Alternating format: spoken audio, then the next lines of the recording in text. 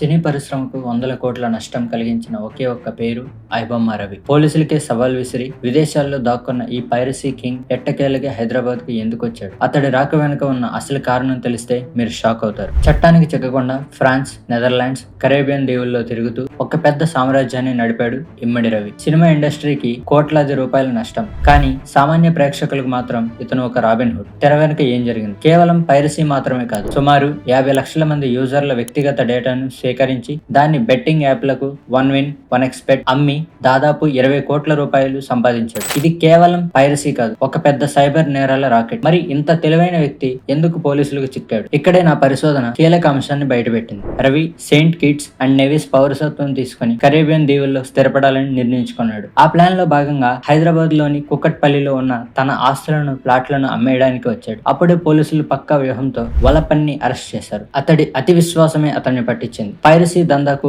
ఒక ముగింపు పలికిన ఈ అరెస్ట్ మన సినీ పరిశ్రమకు ఎంతవరకు ఊరట కలిగించింది? ఐబొమ్మ పోతే రేపు మరొక వెబ్సైట్ పుట్టకుండా ఉండాలంటే కేవలం నిందితులను అరెస్ట్ చేస్తే సరిపోదు. టికెట్ ధరలు, ఓటీటీ సబ్స్క్రిప్షన్ విషయాల్లో నిర్మాతలు, పంపిణీదారులు సామాన్య ప్రేక్షకుడు వైపు చూడాల్సిన అవసరం ఉంది. లేదంటే ఈ రాబిన్ హుడ్ కథలు పునరావృతం కావడం ఖాయం. మీ అభిప్రాయాన్ని కింద కామెంట్ సెక్షన్ లో కామెంట్ చేయండి. వీడియో నచ్చితే లైక్ చేయండి, సబ్స్క్రైబ్ చేసుకోండి.